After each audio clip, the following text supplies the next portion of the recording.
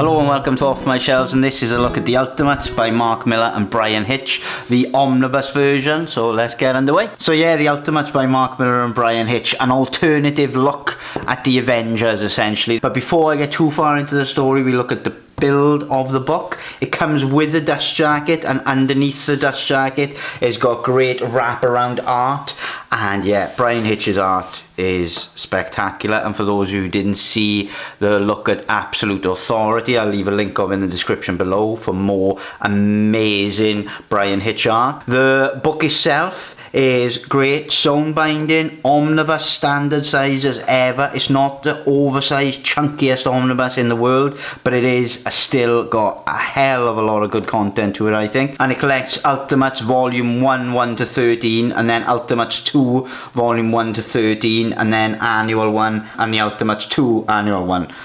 Confusing. And it says on the back variant sketch edition, which I'm not too sure, but it also says parental advisory, which you don't see often on Marvel books really. And why it says that is because it's a very alternative, intense take on the Avengers. So obviously it's set in the Ultimates universe, which started out way back when, you know, to give a more realistic alternative take to the Ultimates, to take away a lot of the continuity and have as a jumping on point. So, you know, obviously Ultimate Spider-Man, which would eventually introduce Miles Morales and all that, and then Jonathan Hickman's Avengers, Secret Wars and all that. When that finished, the Ultimates universe was gone really. And so this is very much looking at the Ultimates universe's Avengers, but they called the Ultimates rather than the Avengers. It's strange as well, the Ultimates seem to be the thing that the Marvel Cinematic Universe has borrowed most from. So the depiction of Nick Fury, for example, being this eye-patched, you know, bald black man is from here. So the Samuel Jackson role really come from here, and loads of other elements actually came from here. Really, it really is taken heavily from by the cinematic universe. But either way, the thing you gotta remember most is they slightly tweaked alternative takes of familiar characters. So even though you've got Captain America in it, you've got Ant-Man or Giant Man, you've got Thor, you've got Iron Man, you've got Hawkeye, you've got the Wasp and Black Widow, they've all got slightly different origin stories, slightly different looks. Some are more familiar for the original storylines than others, but some are kind of totally overhauled. Bruce Banner as well, Hulk, I should obviously mention, is one of the most starkly different ones, I think. The book starts out introducing you to Captain America again and giving you the 1940s Captain America and a different origin story as to where he's gone and how he has been vanished for all these decades. And it starts off super strong. When you get to the end of the Captain America introduction, you really want to read the rest of the book, I think. It's a great, heroic, action-packed build-up to Captain America and versus the Nazis against the, you know, a V2 bomber rocket and all that. And yeah, riding it and exploding it and then falling into the ocean and being frozen in time for many decades to come.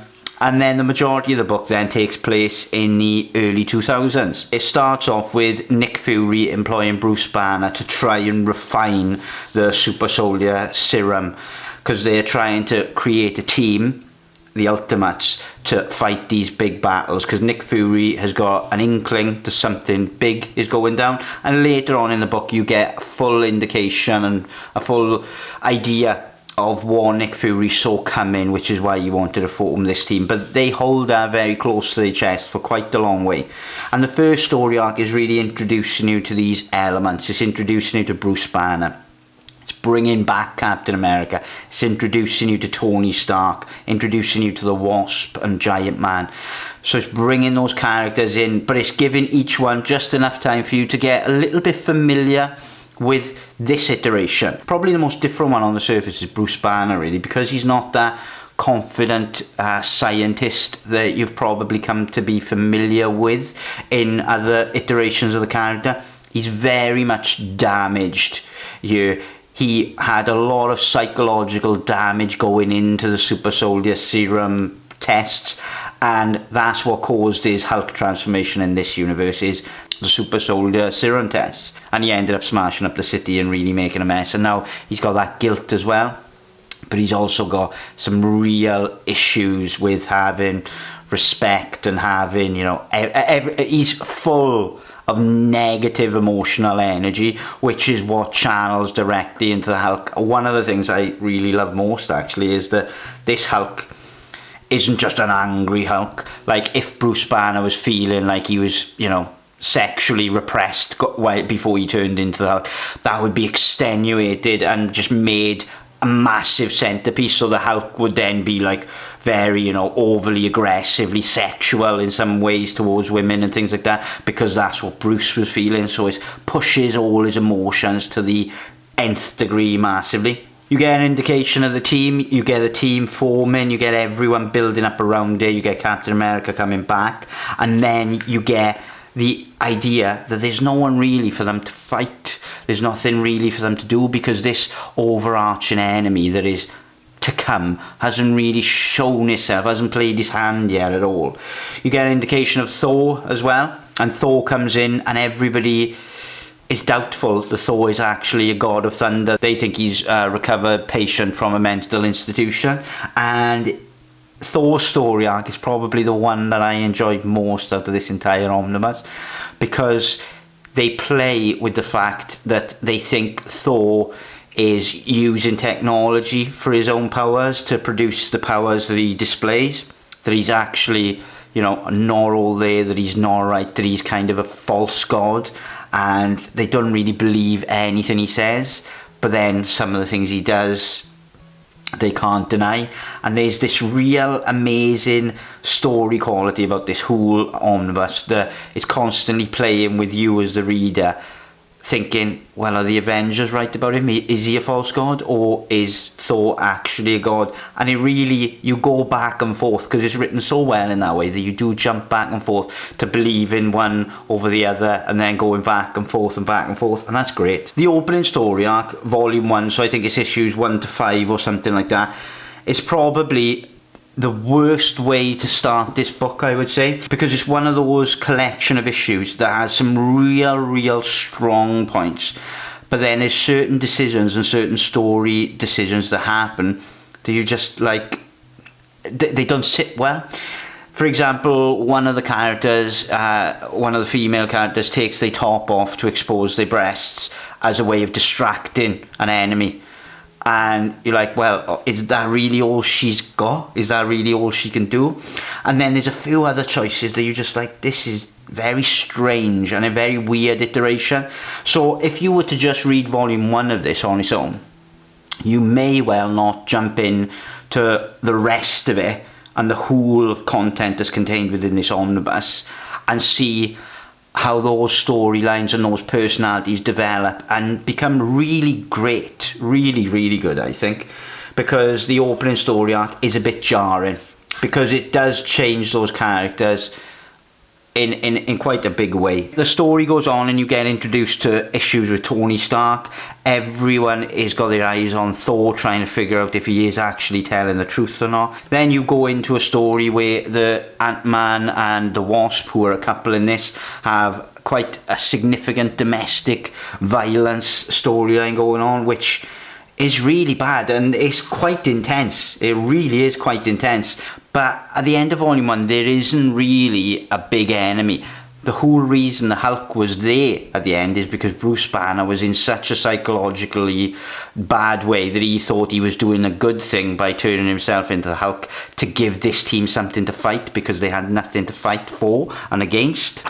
But then slowly but surely, the enemies would reveal themselves. And you get all these familiar characters like Red Skull and like Loki and other people, but they are different and they're more intriguing to me. I think it may well be something to do with my familiarity with these characters anyway, because I've seen them in films, I've seen them in cartoons, I've seen them in other comics, and so when someone comes along and portrays them in a different way, it does bring me in more. I'm certainly one of those readers that enjoy new and alternative takes on established characters. With the omnibus, it builds and builds and builds in such a brilliant way. I think if you get over the hump of that first story arc and the slight issues with certain character developments and certain storylines, once you get over that, you're rewarded with a story that builds really well. The pacing is exceptional, and it gets to the point, like I say, where everyone's distrustful of Thor, and so there's this large scale battle between the Ultimates and Thor,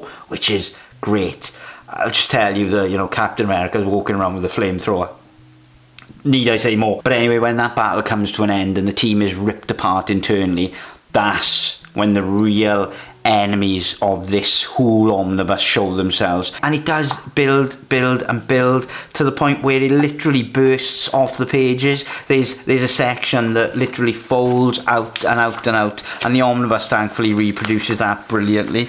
And I'm only going to show it briefly on screen because it does feature some spoilers if you look at it too much, because you know where the story arc is heading and you know what to expect, really, which I don't think you should, because part of the beauty of this story arc is, again, is not fully knowing what's the reality of the situation, what's going on, the enemies' motives, whether Thor is actually a god of thunder or whether he's using mechanical enhancements to give himself powers. All of these types of things add to the book, and certainly it doesn't stop you from rereading it, I don't think. And I think, if anything, it's better on the second read, because the character changes are not as jarring. You know what to expect with them, so some of the issues that you may have on your first read are not there, because, again, you understand the Ultimates universe and these characters are different. Their motives are different. Captain America is not the Captain America that you were familiar with. He is a bit more hardlined, a bit different, a bit more old school, if you want to put it like that. And again, an Iron Man the same. And certainly there's a lot of character developments in here and twists and turns that the first time round you probably won't see coming until just before they happen, which is a mark of a good writer, I think, because it's written really well, I think, and it's drawn exceptionally well. And I certainly think that I've enjoyed this far more than I've enjoyed any Avengers omnibuses and things like that I've read. But anyway, I've gone on long enough about the Ultimates. If you want a good, solid, alternative take on familiar characters, then certainly give this a whirl. I think it's being reprinted later on this year, but it's certainly well worth a look, I think. But thank you very much for watching, and I will catch you on the next one.